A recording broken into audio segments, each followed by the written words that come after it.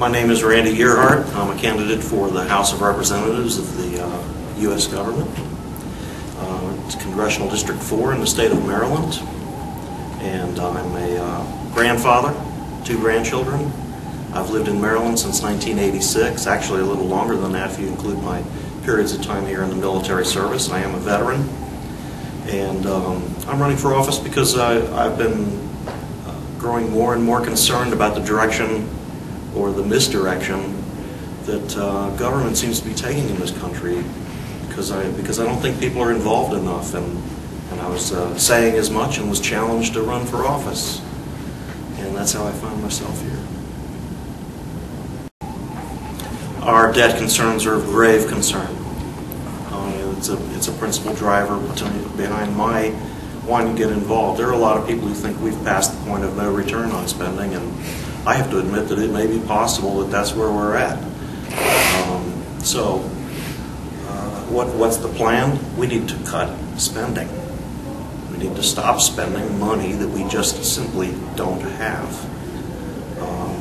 I don't know how to put it more bluntly than that. There have been a number of proposals put forward by some men who have thought these things out very well, among them Rand Paul and some of the other conservatives in our Senate and House Representatives. And I'd like to get a chance to help them and support them in implementing those plans.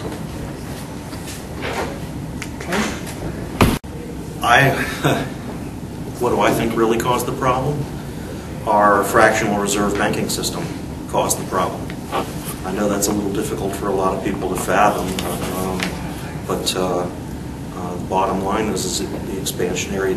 When you make credit so easy to create, I mean, you open the questioning talking about the printing and deficit spending. Our fractional reserve system with a central bank has made it possible for them an inflation of the float of non-backed paper money in this country, and that allows bubbles to get created in numerous ways. We've seen a bubble in the housing market, facilitated by a bad regulatory policy, such as the Community Reform Acts, and and this thing gets reflected again in things like stock market bubbles and other bubbles. At the risk of going over our 2 minutes, the quality of life in this country has been, I don't think most Americans realize just the price we actually pay because of this expansionary credit. We've been a more productive people, we work harder, we work longer hours. Our families are being destroyed by a situation where the families believe that both members of the family have to go to work, neglecting the care of our own children, the proper care and education of our children. And it's all because we now, everybody borrows huge amounts of money to buy a car whose price has been inflated, to buy homes whose prices have been inflated, the loss of spending power of the money that we earn. You know, when a society becomes more and more productive and has more and more wealth, more goods, we should be able to buy more with the money we're earning. First of all, I don't believe that the Constitution of the United States authorizes welfare spending. I think there's been a gross misapplication of the words general welfare in the Constitution. It's a preamble, and that term means that any actions that the Congress takes under the 18 authorized areas of activity are supposed to be of a general nature for the broad good of the people in general and not special interests. Any kind of welfare that targets a specific group is just another form of special favoritism on the part of the government.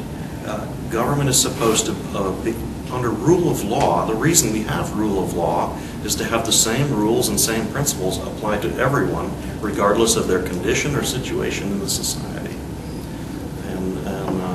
Programs like poverty and wealth redistribution, by their very nature, are unfair and unjust to the people that these non-rules or non-law applies to.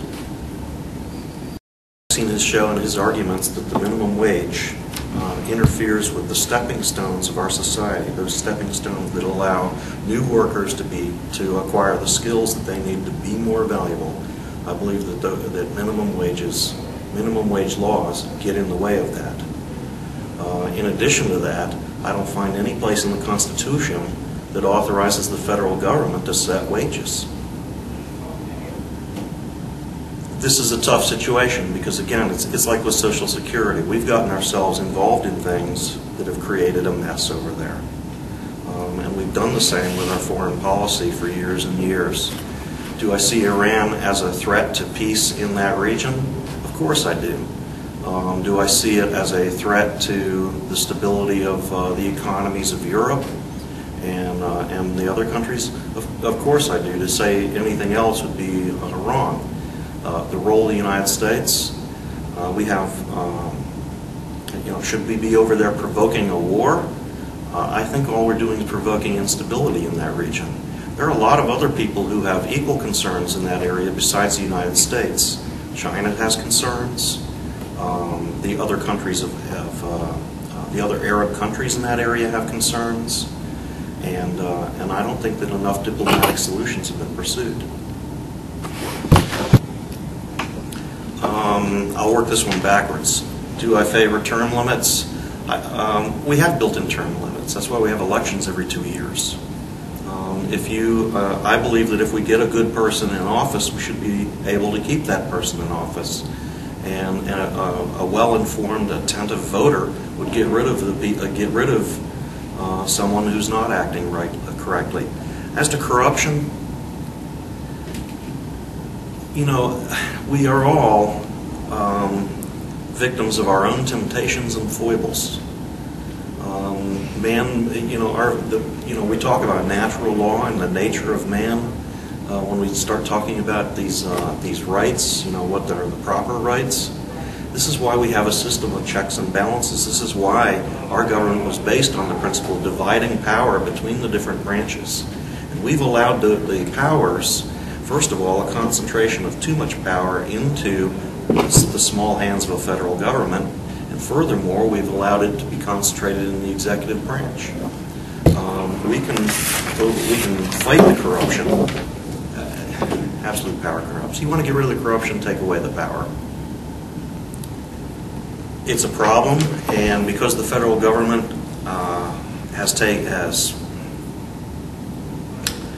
has a responsibility for control of the borders, there is a role for the federal government in controlling the entry of people into this country.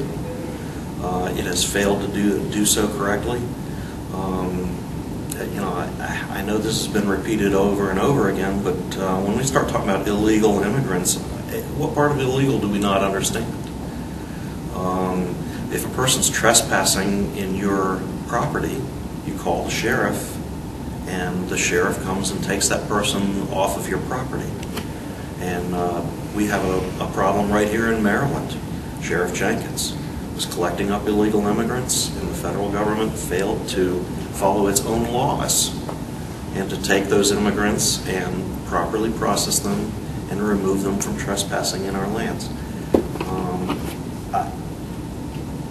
I think that sums up the issue. I'm a believer in the free market, and I don't think we would have an energy problem in this country today if it weren't for the interference of the federal government in the actions of the free market.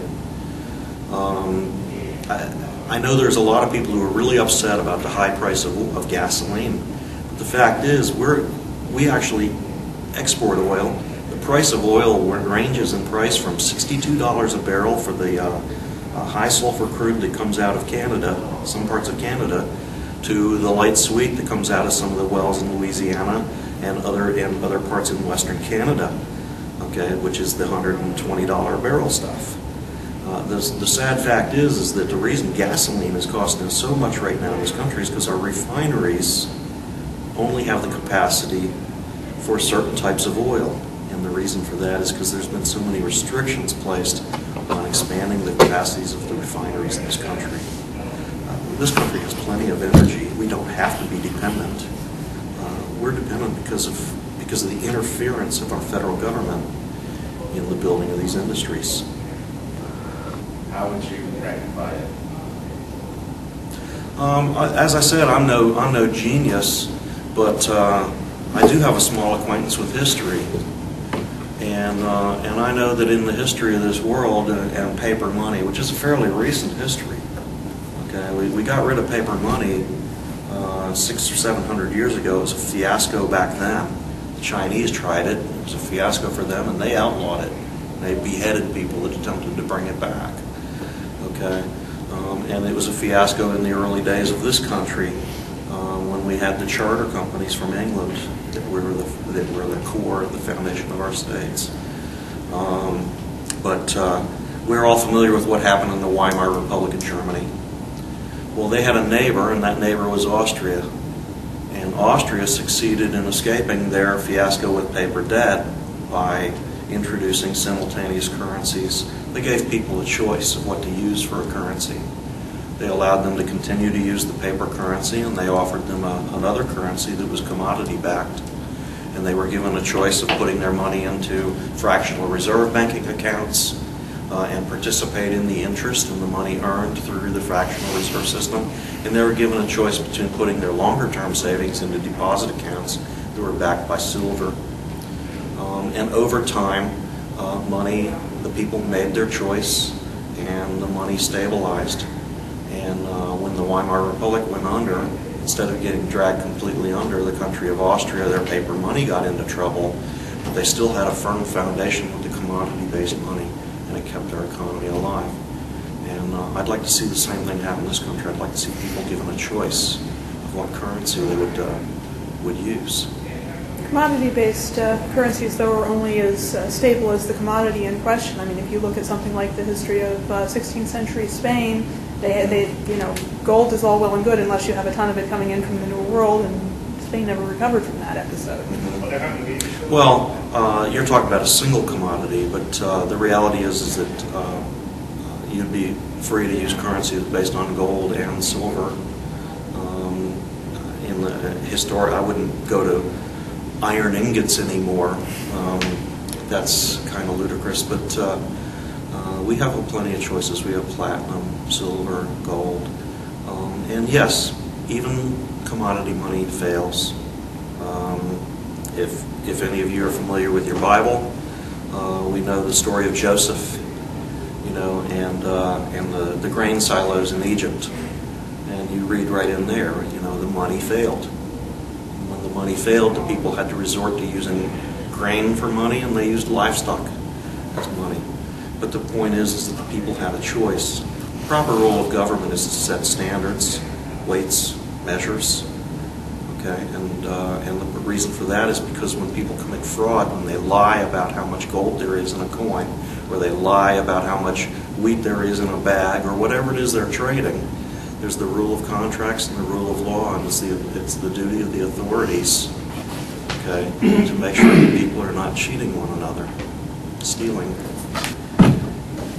When it was suggested that I run for this office, I looked at the man who suggested that I sign up. We were looking at the ballot, and we said, no one signed up to run against the incumbent. And we said, that's a shame. And I said, well, what would I do if I ran? And an interesting point was made to me. He said, Randy, if you ran and got elected and never even showed up for a vote, wouldn't we be better off? There. So I know that's not much of an argument, but we need to start electing people based on their character and their principles, as opposed to perhaps their law school or law degree, or because that's really the crisis. We've got this monetary and debt crisis. We're there because we have a moral crisis in this country. Okay, when you create socialism is based on stealing, wealth redistribution is based on stealing, and this stealing has led to killing, unnecessary killing around the world, killing here in this country. It just gets worse. We're at a crossroad, and it has more to do with than just money. It has to do with our basic rights, our basic property rights, our religion, the idea that we can live our lives in the way that we think should make ourselves happy, as long as we do so responsibly, okay, and with a care for our fellow citizens at an individual level. Government's supposed to preserve that for us, and the government today is not preserving that for us. And it says in the Declaration of Independence that when governments fail, it's the duty of us to dissolve that government and form a new one. And that's how our Constitution came to exist. Well, when they wrote the Constitution, they gave us a way to dissolve our government. Okay? It was through the vote. And that's the way I'd like to see it. Because there are other ways, around the world, there are other governments dissolving as we speak. Okay? And things are not necessarily going too well for the people in those countries where they have less than peaceful changes in their government. We need more people to run for office on principle than necessarily on their background or experience or knowledge.